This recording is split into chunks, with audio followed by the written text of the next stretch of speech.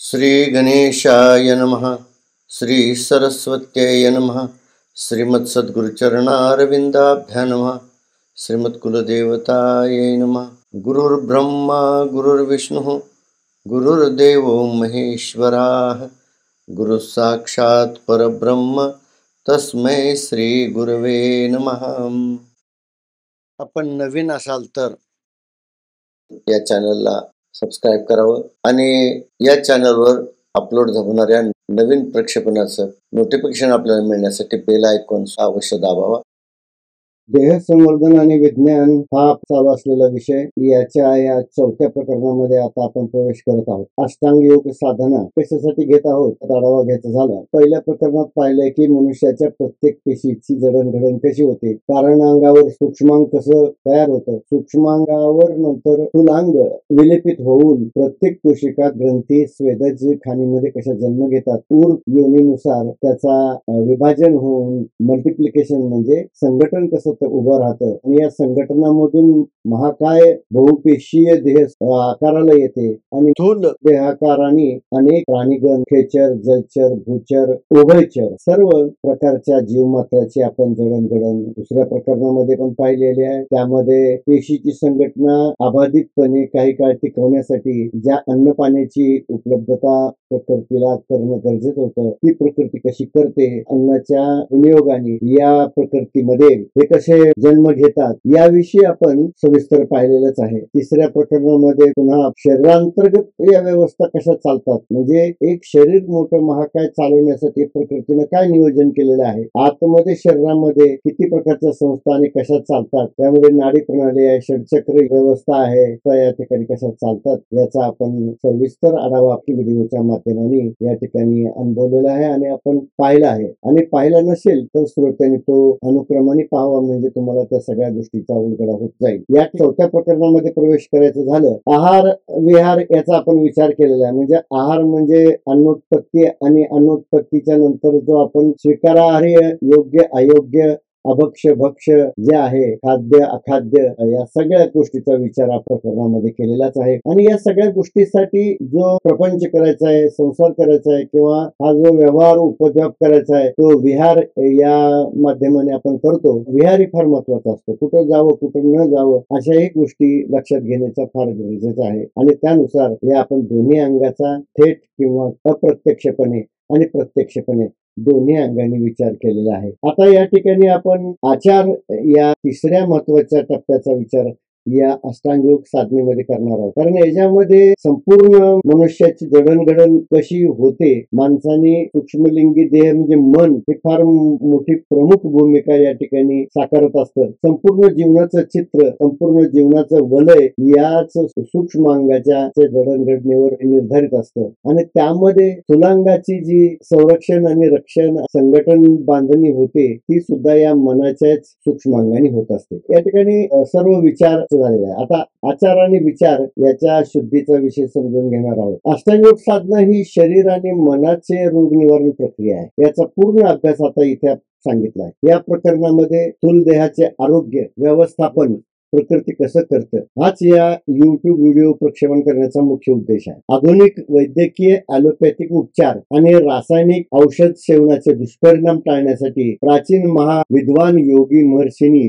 शोधलेल्या योग पद्धतीचा उचित उपचार करणे, नित्य व्यायाम, करचरण मुद्राचा अभ्यास, अष्टांग योग साधना सिद्धतेचा शरीर स्वस्थ ठेवण्यासाठी कसा उपयोग होतो आणि तो कसा उपयोग करावा याचा सर्व विवेचन या प्रकरणामध्ये येणार आहे। मुख्य म्हणजे या प्रकरणामधलं चौथं जे अंग आहे प्राणायाम, तो प्राणायाम का करायचं याची कारण मीमांसाच आपल्याला समजत नाही। कारण अनेक लोकांचे असे प्रश्न असतात की आपलं श्वासोश्वास तर जन्मल्यापासून मरेपर्यंत अविरत तो अखंडपणे चालू असतो, प्राणायाम काय चीज आहे आणि प्राणायाम का करावा लागतो आणि याचं करण्याचा काय खरोखर उपयोग होतो याचं सविस्तर उत्तर आपल्याला या प्रकरणामध्ये अवश्य मिळेल। मला माहिती आहे आपण युट्यूबवर अनेक प्रवक्त्यांनी प्रसारित केलेल्या युट्यूब वाहिन्या आपण पाहतात, अष्टांग योगाच्याही पाहतात, प्राणायामाच्या पण पाहतात, रेसिप्रोकेशनच्या पाहतात, वैज्ञानिक सुद्धा पाहतात, पण या सर्वांच्या माध्यमाने आपल्याला जी खरोखर या प्राणायाम करण्याची गरज कळते का, नाही कळत। कारण जोपर्यंत आपल्याला गरज कळत नाही तोपर्यंत आपण ते करण्यास धजावत नाही।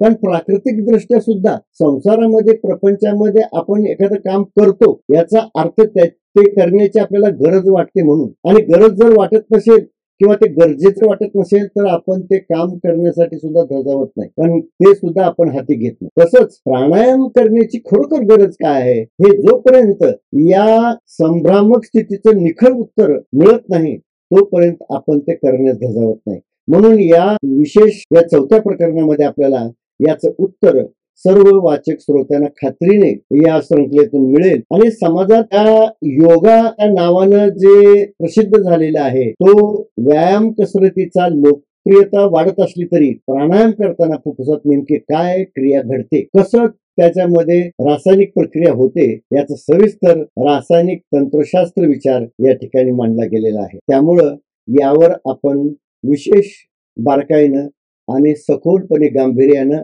ह्या सगळ्या विषयाचा जो विचार आहे तो एकाग्रतेनं समजून घ्यावा. योगाभ्यास सिद्धता कशी होते आणि तो सिद्ध झाला असं आपण कधी आणि कसं मानतो. योगविद्येच्या उपलब्ध प्राचीनतम ग्रंथ विचारात घेतला तर तो आपल्याकडे उपलब्ध आहे तो म्हणजे श्री स्वात्माराम योगेंद्र यांनी प्रकाशित केलेला हठयोग प्रदीपिका नामाचा हा ग्रंथ आहे.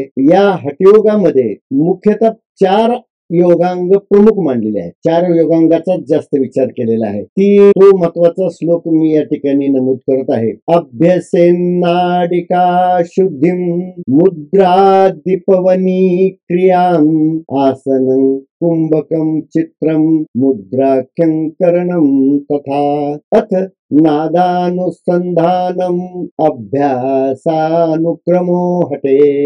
हा श्लोक आणि याचा संक्षिप्त अर्थ जर विचारात घेतला तर यामध्ये आपल्याला असं लक्षात येईल की या हठयोगामध्ये आसन, कुंभक म्हणजेच प्राणायाम आणि शारीरिक करचरण मुद्रा आणि नादानुसंधान या 4 ध्यान कलेचे कौशल्य प्रामुख्याने शिकवले गेलेले आहे. हट या शब्दाचा जर आपण बारकाईने विचार केला तर ह म्हणजे हकार सूर्यनाडी आणि ठ म्हणजे शरीर थंड करणारी चंद्रनाडी. अर्थात या नाडी शुद्धीकरण क्रियाचा आपण या शरीरांतर्गत चालणाऱ्या नाडी व्यवस्था आणि तो भाग म्हणजे भाग क्रमांक 3ऱ्या प्रकरणातला 3रा भाग हा जर आपण पाहिला तर संपूर्ण त्यामध्ये चंद्र सूर्य नाडी म्हणजे काय आणि किती प्रकारच्या नाडी या शरीरामध्ये काम करतात आणि कशा काम करतात त्यांचा संबोधन आणि त्यांचं विशेषण आपण सगळ्या प्रकारे सविस्तरपणे मांडलेला आहे. याच योग साधनेचे गोरक्ष संहिता नावाचा एक ग्रंथ आहे. त्यामध्ये 6 भागामधून हा योग साधना समजावून सांगितलेले आहे. यामध्ये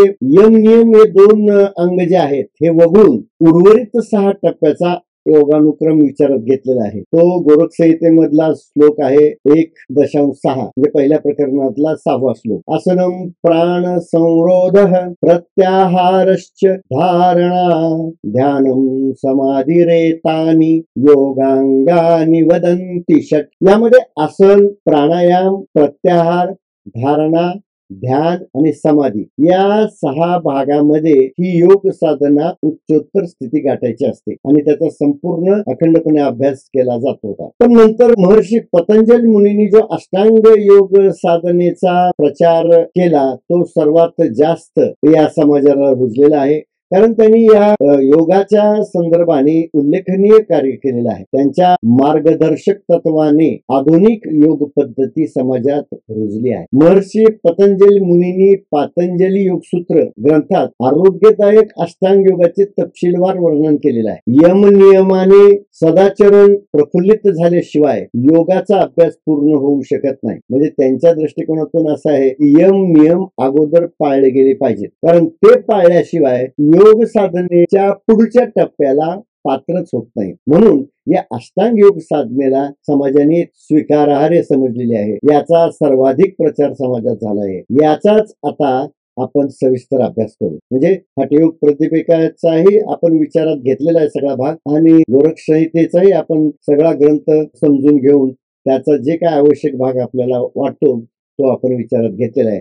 पण प्रामुख्याने जे सर्व समाज प्रचलित पातंजल योगसूत्र धारणा आहे याविषयी आपण या ठिकाणी सविस्तर विचार मांडलेले आहेत. पतंजल मुनी कथित शास्त्रानुसार अनेक योग गुरु स्वास्थ्यवर्धक योग शिबिर नियमित आयोजित करतात. सध्याचं वातावरण योगाचा चांगल्या प्रकारे प्रचार करणारे मुख्य म्हणजे रामदेव बाबा किंवा श्री श्री रविशंकर किंवा भारतीय योग संस्था इत्यादी बऱ्याच सामाजिक कल्याणाचा विचार करणाऱ्या ज्या संस्था आहेत, यांनी समाजाच्या आरोग्याचं चिंतन आणि आरोग्य व्यवस्थापन व्यवस्थित होण्यासाठी ते स्वतःहून अनेक प्रकारची शिबिर आयोजित करतात. जे रोगग्रस्त लोक आहेत त्यांना आपल्या शिबिरामध्ये बोलवून एक 15 दिवस, महिना नॅचरोपॅथी आहे किंवा त्यांची जी नियमावली आहे त्या नियमानुसार त्यांच्याकडून तो सगळा योग साधना करून घेतात, ज्यामध्ये योगाचा सर्वांगाभ्यास शिकवला जातो. विशेषतः विविध आसन प्रकार, हस्तमुद्रा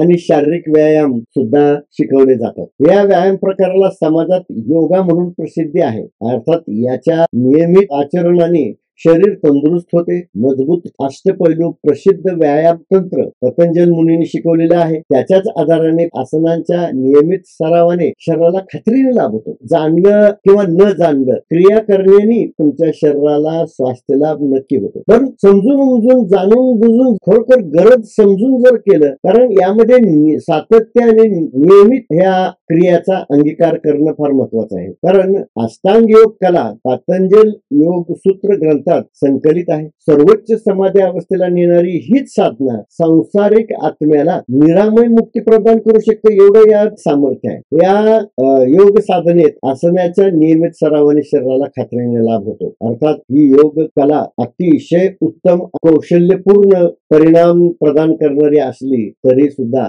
ही योग प्रशिक्षणात शारीरिक आसन मुद्राचा सराव प्रामुख्याने केला जातो. योगा मुद्राचा नियमित सरावाचा शरीरावर लाभ होतो यात शंका नाहीये. रोग प्रतिकार शक्ती सुद्धा वाढते. काही विशिष्ट आसन मुद्रा आरोग्यासाठी आवर्जून केल्या जातात. काही अमुक एखादा रोग आहे, कुणाच्या पाठीच्या कण्याचा त्रास आहे किंवा कुणाला हृदयविकार आहे, कुणाला ब्लड प्रेशर आहे, कुणाला डायबिटीज आहे, अशा जे शारीरिक व्याधी आहेत या व्याधीच्या अनुकूल असलेली आसनं सुद्धा त्या ठिकाणी शिकवली जातात. परंतु या ज्या आसन मुद्रा आहेत किंवा कसरती आहेत, या कसरती करताना कुशल अनुभवी प्रशिक्षकाच्या देखरेखीखालीच कराव्या. कारण या आसन मुद्रा या शरीराच्या स्नायू बंधांना बऱ्याच ताण तणाव देणाऱ्या असतात. म्हणून या आसन मुद्रा प्रशिक्षित प्रशिक्षकाच्या देखरेखीखाली कराव्या, म्हणजे व्यवस्थित काळजी घेतली जाते. कारण प्रतिकूल स्थितीत काही योग मुद्रा प्रकार जे आहेत बाधक ठरतात, असा जगाचा अनुभव आहे. तात्पर्य म्हणजे काय, योगाभ्यासात आसन मुद्रेचा संभाव्य लाभाविषयी अनुभवाने जे बोलले जाते त्याविषयी खात्रीने काही सांगता येत नाही. बरेच जण असं सांगतात की या आसनाने अमुक अमुक लाभ होतो. असे प्रत्येक आसनामध्ये काही पुस्तकं प्रसिद्ध आहेत, काही व्हिडिओ प्रसिद्ध आहेत आणि काही ठिकाणी दैनंदिन सकाळच्या वेळेला केंद्र चालवणारे लोक सुद्धा प्रत्येक आसनाची माहिती देताना हे प्रक्षेपित करतात की या आसनाचा फायदा ह्या रोगाला होतो, त्या रोगाला होता. परंतु हे जे वक्तव्य आहे निश्चित ठामपणे किती टक्के कोणत्या आसनाचा कोणत्या रोगासाठी उपयोग होतो असं जरी ते बोललं जात असलं, ठामपणे आपल्याला त्याच्याबद्दल काही वक्तव्य करता येत नाही. थोडीशी शंका मनात चुकचुकते, या आसनाचा या रोगावर काय परिणाम होत असेल. त्यामुळे अपुऱ्या अप्रमाणित माहितीमुळे हा योग प्रचार सर्वमान्य होऊ शकत नाही. याचं कारणच आहे की किती लोक ह्या योग साधनेचा अवलंब करतात. फार फार 1% सुद्धा लोक या योग साधनेचा अवलंब करत नाही. इतकी जर महत्वाची साधना आहे तर मग या साधनेचा अवलंब का लोक करत नाही? याचं कारणच आहे की त्याची माहिती ज्या पद्धतीने त्यांना मिळायला पाहिजे ती पद्धतीने ती मिळत नाही. पतंजली योग पद्धती शरीर तंदुरुस्त ठेवण्यासाठी चांगला आणि लाभदायक पर्याय म्हणून संपूर्ण जगाने आज स्वीकारलेला आहे. त्याचा प्रचार झालेला आहे. काही लोक ज्यांना याचा अनुभव येतो नियमितपणे करतात. तथापि पतंजली योगातील आसन मुद्राचा सराव खूप सावधगिरीने केला पाहिजे. कारण या योग मुद्राच्या सरावाने शरीर सुदृढ होईल प्रचारक हमी देऊ शकत नाही. कारण आसन मुद्रेचा सराव करताना चुकून शरीराच्या स्नायूवर अनाठायी अतिरिक्त जास्त दबाव आल्याने स्नायू ग्रंथी कायम निष्क्रिय झाल्याची अनेक उदाहरणे जगात समोर आलेली आहेत. खूप हौशेने उत्साहाने बलपूर्वक आसन मुद्रा केल्याने स्नायूच्या शृंखलेला अतिशय ताण होतो, निष्क्रिय होण्याची पण शक्यता असते. त्यामुळे अनेकांना कायम अपंगत्व सुद्धा येते. म्हणून योग्य प्रशिक्षकाच्या देखरेखीखालीच अशी कठीण आसनं योगासनं करावीत असा माझा सल्ला आहे. त्यामुळे अष्टांग योग साधना किंवा पतंजली योगाभ्यासासाठी तज्ञ प्रशिक्षक मिळणे अनिवार्य असते. त्यामुळे करायचं म्हणून आपण आपल्या मनाने कसं तरी करायचं, वेडेवाकडे कसरती हात पायाच्या मुद्रा कशाही ताणायच्या, कितीही ताणायच्या असं जर केलं तर त्यामध्ये धोका संभवतो. म्हणून आसनाच्या कसरतीच्या नादी लोक बरेचसे लागत नाही. प्रशिक्षण उपलब्ध असेल तर करतील, पण सगळ्या ठिकाणी सर्वांना हे प्रशिक्षक उपलब्ध होत नाही. आता आपण अष्टांग योग साधना म्हणजे काय हे थोडक्यात आपण समजून घेऊ. देहधारी आत्म्याला शाश्वत दिव्य मुक्त अवस्थेत पुन्हा संलग्न होण्याचा हा अनुभवजन्य मार्ग आहे. जो कारणांग आत्मा स्थूल देहामध्ये निवास करतो, सूक्ष्म देहाने तो अविरत अमरपणे कल्पांत काळापर्यंत भटकत राहतो. संधी परत्वे नाना प्रकारच्या देहधारणेमध्ये पुनरावृत्तीच्या योगाने आपलं जन्म जीवन व्यतीत करतो. परंतु महर्षी पतंजलीच्या योगसूत्र ग्रंथात वर्णिलेल्या अष्टांग योगाचा अनुक्रम आता या ठिकाणी मी पुढील प्रमाणे देत आहे. म्हणजे अष्टांग योगाच्या चढत्या अनुक्रमाची हे 8 अंग आहेत. पहिलं म्हणजे यम आहे. प्रामुख्याने 5 यमाचा विचार केला जातो. मी या ठिकाणी 12 यमाचा विचार सांगणार आहे. कारण यम म्हणजे संयम आहे. मनावर संयम ठेवावा लागतो आणि नियम सुद्धा 5 आहेत, पण मी 12 नियमाचा विचार या ठिकाणी सांगणार आहे. कारण हे सुद्धा व्यसन म्हणून अंगीकारावं लागतं. पण हे 2 जे यम आणि नियम आहेत याच्या आचरणामुळे हे सामाजिक व्यवस्थापन आहे. याचा फायदा समाजाला होतो. कारण प्रत्येक माणसाने जर यम आणि नियमाचा सातत्याने विचार केला आणि त्यानुसार आपलं नित्य नियमाचं आचरण ठेवलं तर सामाजिक कल्याण होतं. स्वतःचा तर उत्कर्ष होतोच होतो, पण समाज सुद्धा सुदृढ आणि चांगल्या प्रकारे आचरण करू लागतो. आणि मग दुसरे जे 2 आसन आहेत, आसन मुद्रा ही शारीरिक मुद्रांची कसरत आहे. म्हणजे याच्यामध्ये शारीरिक रोगावर मात करणारी ही कसरत आहे. त्यामुळं या कुशलतेने जर या साध्य केल्या तर याचा उपयोग खरोखर शारीरिक निरोगीपणाला होतो. चौथा आहे प्राणायाम श्वसन प्रक्रिया आहे. म्हणजे चंद्र सूर्य नाडीचा हा संपूर्ण व्यवस्थापनाचा भाग आहे आणि यामध्ये शरीर निरोगी राहण्यासाठी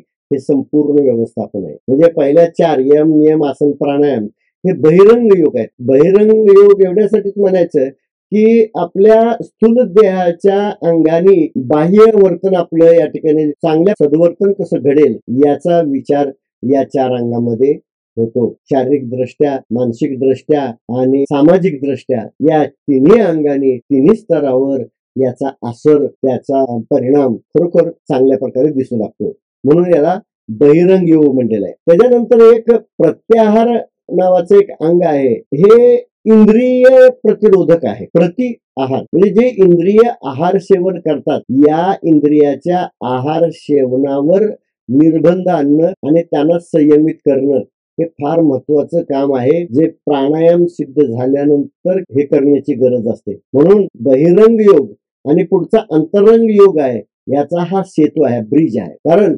प्राणायाम सिद्ध करणं एकतर फार अवघड काम आहे आणि त्यापेक्षा दुस्तर काम कोणतं असेल तर ते प्रत्याहार. इंद्रियांना त्यांच्या विषयापासून परावृत्त करणं आणि अंतर्मुख करणं ही खूप मोठी कला दुसरी आहे. इंद्रियांना जिंकणं म्हणजे त्याला जितेंद्रिय म्हणतात. त्याला इंद्रिय जिता असं संबोधन आहे. खरोखर जो इंद्रिय जिंकतो, इंद्रिय त्याच्या मनाप्रमाणे काम करतात, तेव्हाच तो या पदावर विराजमान होऊ शकतो. प्रत्याहार साध्य झाल्यानंतर पुन्हा पुढचे जे 3 अंग आहेत हे अतिशय सूक्ष्म अंग आहेत. पण याच अंगावर कोणी कितीही बोलत असलं तर याच्यातला जास्तीत जास्त धारणा आणि ध्यान पर्यंत आपल्याला उपयोगाला येतं. कारण प्रत्याहार प्राणायाम किंवा इंद्रिय श्वसन शरीर यांच्या योगाने जी माहिती संकलित करतो, या माहिती म्हणजे आहार सेवन करतो, या आहार सेवनाच्या अनुषंगाने जी मनामध्ये कोरली जाते किंवा चित्तामध्ये ठसवली जाते ती धारणा फार महत्वाची आहे. कारण हा चित्ताचा विषय आहे. पण चित्तामध्ये काय साठवावं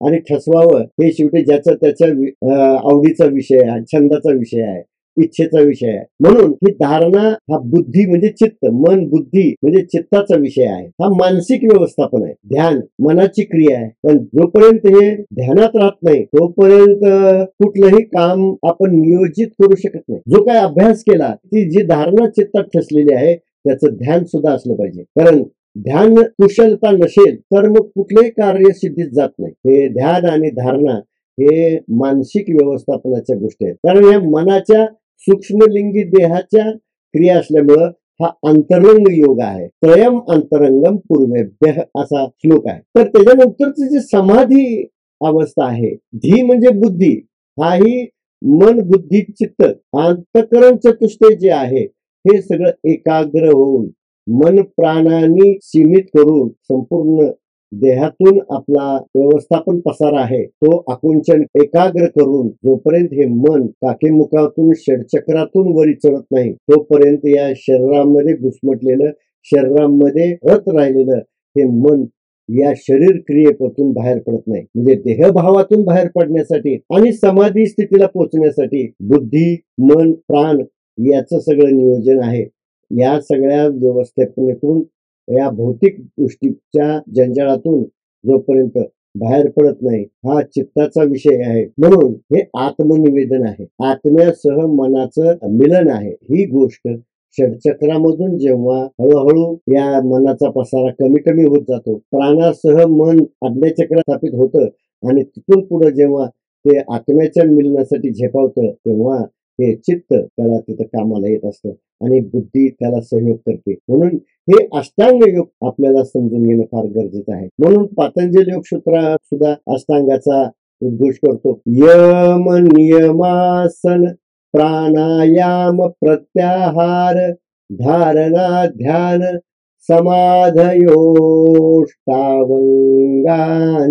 या पातंजल योग सूत्रामध्ये यम, नियम, आसन, प्राणायाम, प्रत्याहार, धारणा, ध्यान आणि समाधी या अनुक्रमाने या संपूर्ण अवस्थेला आपल्याला साध्य करण्याची गरज असते आणि ही अष्टांग आपल्याला साध्य करावी लागतात. आणि ही साध्य करण्याची कौशल आणि कुशलता आपल्याला शिकण्यासाठी या ठिकाणी आपण एक एक अंगाचा विचार करणार आहोत. आता यम नियम या गोष्टीचा प्रथम विचार करावाच लागतो.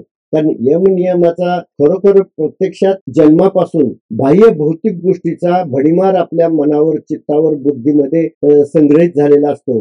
या मनातल्या संग्रहित पसारा आहे त्या व्यवस्थापन करणं, त्याची मांडणी करणं फार महत्वाचं आहे. ही दोन अंग सामाजिक सुधारणेच्या दृष्टीने सर्वात महत्वाचे अंग आहे. समाजात किंवा वैयक्तिक तसेच सांस्कृतिक वर्तनावर याचा परिणाम होतो. यम म्हणजे काय तर अशुभ कर्मावर नियंत्रण ठेवणे, जे आपल्याला दुःखदायक, पीडादायक किंवा त्रासदायक आहेत, कुठेतरी आपल्याला कायद्यामध्ये पकडणाऱ्या गोष्टी आहेत किंवा पुढे चालून कधीतरी आपल्याला त्रास होण्यासारख्या आहेत. या जन्मामध्ये नाही पुढच्या जन्मामध्ये सुद्धा त्या क्रिया भोगाव्या लागतात.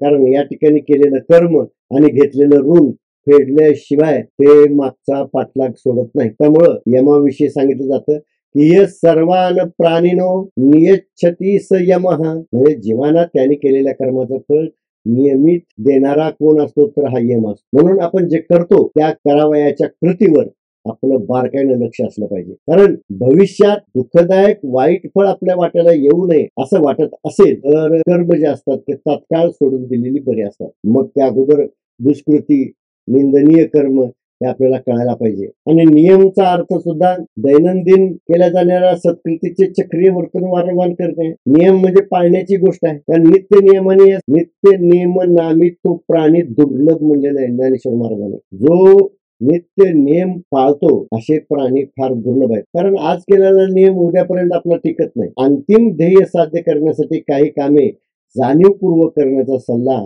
या ठिकाणी दिला जातो आणि त्याच्याकडे आपलं दुर्लक्ष होण्याची शक्यता असते.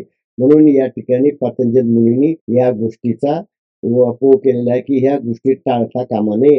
यम नियम न पाळल्यास इंद्रियाची मनमानी होऊन समाजात स्वैरपणा, व्यभिचार आणि भ्रष्टाचार वाढतो आणि याचा परिणाम वैयक्तिकरित्या हा कारणांग आत्मा आहे ना तो अपराधी म्हणजे एनम वर्तन करतो. म्हणून या अपराधिक आत्म्याला मध्ये याला एनम असे संबोधन केलेलं आहे. जिथं जिथं गीता प्रबोधनामध्ये एनम हा शब्द येतो तो समजायचं की अपराधी आत्म्याच्या दृष्टिकोनातून उच्चारलेला शब्द आहे. स्वैर वागणारा जो आत्मा आहे, मनमानी करणारा जो आत्मा आहे, गुन्हा करणारा, प्रमाद करणारा जो आत्मा आहे यालाच एनम आत्मा असं म्हटलं जातं. आणि चांगल्या सद्गुण आत्म्याला अयम आत्मा असं म्हटलं जातं. हे लक्षात ठेवा. गीता वाचत असेल तर त्या वाचकाने हे दोन शब्द अनेक श्लोकामध्ये आलेले आहेत. त्याचं संबोधन लक्षात घेतलं तर तुम्हाला त्या श्लोकाचा अर्थ व्यवस्थित कळेल. अनेक जन्म याच परिणामाचा भोग हा कारणांग एनम आत्मा भोगत असतो आणि अनेक प्रकारच्या 84 लक्ष योनीमधून प्राप्त होणाऱ्या स्थूल शारीरिक वस्त्र परिधान करून या कर्मविपाक शास्त्र आधाराने सुख दुःखाच्या श्रंखलेचा उपभोग घेतो. प्रदीर्घ काळ प्रकृती क्षेत्रात असंख्य योनीत तो भटकतो. त्याचं कारणच आहे की तो असे इंद्रियजन्य मनमानी कर्म करत राहतो. म्हणून ज्ञानेश्वर महाराजांनी एका ओवीत फार सुंदर म्हणले, जय यमनियम ठाकती तेथ इंद्रिये सैरा राहाटती मनोनी व्यभिचार घडती कुळ स्त्रियांशी. आता यामध्ये सांगितलेलं आहे की यमनियमाबद्दलचे जे संस्कार आहेत, शिस्त मनात रुजणे खूप महत्वाचे आहे. कारण या अभावी इंद्रिय स्वर होऊन कुलवान घरंदाज खानदानी स्त्रिया सुद्धा व्यभिचारी अनैतिक व्यवहार करताना त्यांच्या प्रभावाने दुर्वर्तन करतात असं दिसतं. म्हणजे मग काय होतं, तो करतो ना मग मी पण केलं तर काय होतं, याच भावनेनं मनुष्य निंद कर्म करण्यास प्रवृत्त होतो. म्हणून सदाचरण सात्विक यम नियमाचे काळजीपूर्वक पालन करणं गरजेचं आहे. आणि मुख्यतः सदाचरण म्हणजे काय हे समजून घेणं पण गरजेचं आहे. कारण जर आपल्याला कळलंच नाही तर आज्ञेपणानं जे घडेल ते सदाचरण असण्याची किती परम्युटेशन कॉम्बिनेशन, किती शक्यता आहे, काहीच शक्यता नाही. 1% सुद्धा शक्यता नसते. आपल्याला जर माहित नसेल तर अज्ञान स्थितीमध्ये आपण केलेलं कर्म चांगलं होण्याची अगदी शून्य म्हणजे 10 to 0 शक्यता असते. कारण सामाजिक सात्विक स्वास्थ्य चांगले ठेवण्यासाठी या यम नियमाचं काटेकोर पालन केलं पाहिजे. म्हणून महर्षी पतंजल मुनींनी या यम नियमाला सुद्धा तितकंच महत्व दिलेलं आहे. कारण जोपर्यंत यम नियमाचं आचरण व्यवस्थित होत नाही तोपर्यंत पुढच्या टप्प्याचा विचार करणं निष्कारण आहे. समग्र मानवी जीवनाच्या उत्कर्षासाठी माणसाने यच्चावता भूतमात्राशी माणुसकीने मैत्रीपूर्वक भावनेने वागण्यासाठी या यम नियमाचा अभ्यास करणं आवश्यक आहे. यम नियमाशिवाय पुढचे योग साधना सिद्ध करणं संभवत नाही असे प्रतिपादन संत ज्ञानदेवाने सुद्धा आपल्या ज्ञानेश्वर ग्रंथात केलेलं आहे. त्या ओवीचा उच्चार या ठिकाणी मी करतो.